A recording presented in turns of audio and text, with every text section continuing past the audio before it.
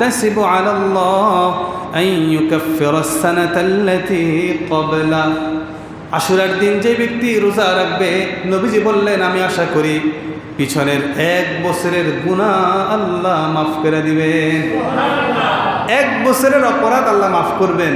এত বড় পুরস্কার মাত্র একটা রোজা। সুবহানাল্লাহ। আপনি যে সুবহানাল্লাহ বলেছেন, সুবহানাল্লাহ বলার কারণে জান্নাতে একটা গাছ হয়েছে। ওই গাছের দূরত্বটা দ্রুতগামী ঘোড়া যদি 500 বছর পর্যন্ত দৌড়ায়, গাছের ছায়া শেষ করতে পারবে না। তাহলে আপনি যে সুবহানাল্লাহ পড়তেছেন, পড়তে লাগতেছে কতক্ষণ, কিন্তু জান্নাত সাজাইতেছেন কে? তাহলে আমল অল্প কিন্তু প্রতিদান অনেক বেশি। আমল কাজ অল্প, প্রতিদান অনেক বেশি। এটা শুধু এই উম্মতের জন্য। সুবহানাল্লাহ।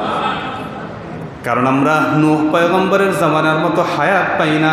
900-1000 বছর পর্যন্ত হায়াত পাই না। আমাদের হায়াতের রেশিওটা 60 থেকে 100 বা 120, 130 সর্বোচ্চ। এর বেশি কারো হায়াত যায় না। অধিকাংশই 60-70-এর ভিতরেই শেষ।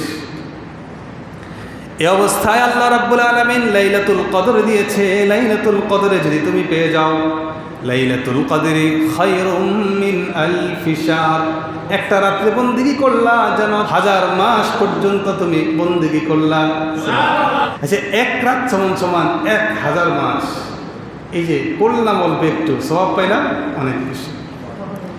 মায়ের দিকে যদি কোনো ব্যক্তি তাকায়, নেক নজরে তাকায়, নবী বলেন একটা কবুল হজের সওয়াব। কত মানুষ আছে এমন যারা এখনো হজে যাইতে পারে নাই, কিন্তু আপনি প্রতিদিন হজের সওয়াবটা নিতে পারেন। মায়ের দিকে আপনি সম্মানের সাথে, আদবের সাথে, মুহাব্বতের সাথে, আজমতের সাথে তাকাবেন। আর হাদিসটার কথা মনে করবেন, আমি তাকাচ্ছি মানে আমার আমলনামায় একটা কবুল হজের সওয়াব উঠতেছে। বলেন তো, আপনার মায়ের দিকে তাকাইতে আপনার কষ্ট কিসের? কোনো কষ্ট আছে? তাহলে মায়ের দিকে তাকাইলে কোনো কষ্ট নাই, কিন্তু আল্লাহ প্রতিদান দিয়ে রাখছে একটা হজের। সুবহানাল্লাহ। আর আপনি জানেন না যে হজ মানে কত কষ্টের কাজ। হজ মানে কি, এটা যারা হজে গেছে এদেরকে জিজ্ঞেস করবে।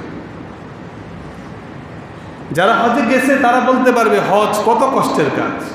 এত কষ্টের কাজ আপনি আপনার মায়ের দিকে তাকালেই হয়ে যাচ্ছে। আবার এটাও হয়ে যাচ্ছে, আল্লাহ রাসূল সাল্লাল্লাহু আলাইহি সাল্লাম বলেন, মান সাল্লা সালাতাল ফাজরি বিজামাআতিন সুম্মা ক্বাআদা ইয়াযকুরুল্লাহ তাআলা সুম্মা সাল্লা রাকাআতাইন কাআন্নাহু কাআজরি হাজ্জাতিন ওয়া উমরাতিন